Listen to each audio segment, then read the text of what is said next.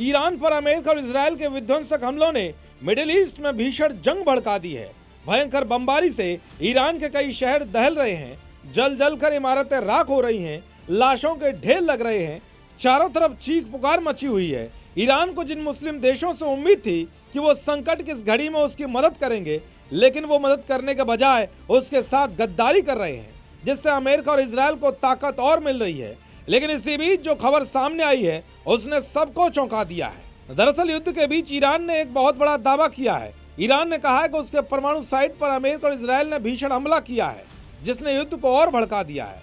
Iran के खिलाफ US और इजरायली सेना के हमले जारी रहने के बीच वियना में इंटरनेशनल एटॉमिक एनर्जी एजेंसी के बोर्ड ऑफ गवर्नेंस की इमरजेंसी मीटिंग हुई, तो में अंतर्राष्ट्रीय परमाणु ऊर्जा एजेंसी के महानिदेशक ग्रोसी ने पश्चिम एशिया की सुरक्षा स्थिति पर गहरी चिंता जताई है। उन्होंने कहा है कि मौजूदा हालात में रेडियोलॉजिकल रिसाव होने की आशंका को पूरी तरह से इंकार नहीं किया जा सकता। अगर ऐसा हुआ तो इसके गंभीर परिणाम हो सकते हैं और बड़े शहरों जितने इलाकों को खाली कराना पड़ सकता है।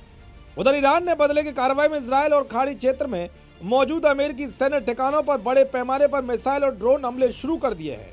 खबर है कि ईरानी सेना ने नेतन्याहू के ऑफिस पर मिसाइल से तगड़ा हमला किया है। दावा किया जा रहा है कि इस हमले में इजरायल को बहुत तगड़ा नुकसान पहुंचा है। साथ ही ईरान की ओर से दावा किया गया है कि हमले में इजरायल के एयर चीफ को मार गिराया है। मिडिल ईस्ट में लगातार भयानक हो रही जंग को लेकर भारत भी एक्शन में है। पीएम मोदी ने जंग पर कहा है कि वह हालात चिंताजनक हैं। भारत अपने नागरिकों को सुरक्षित निकालेगा। हम बातचीत से समस्या का समाधान निकालने के पक्ष में हैं। पीएम मोदी ने दिल्ली में हैदराबाद हाउस में मां कारनी से मुलाकात के बाद ये बातें कही हैं। दरअसल अमेरिका, इजरायल और ईरान के बीच लगातार चल रही जंग और मिडिल ईस्ट के देशों में फंसे भारतीयों और भारत में सुरक्षा को लेकर पीएम मोदी के आवास पर सुरक्षा समिति की बैठक हुई।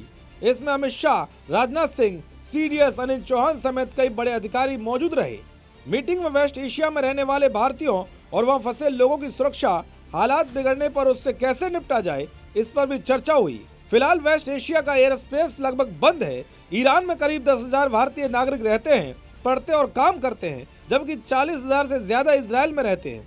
गल्फ और वेस्ट एशिया में करीब 90 लाख भारतीय हैं। इसलिए भारत अपने लोगों की सुरक्षा को लेकर चिंतित है। भारतीयों को कोई खतरा ना हो, इसकी भी तैयारी तेज हो गई है। युधिष्ठिर उपाध्याय की रिपोर्ट, जी मीडिया।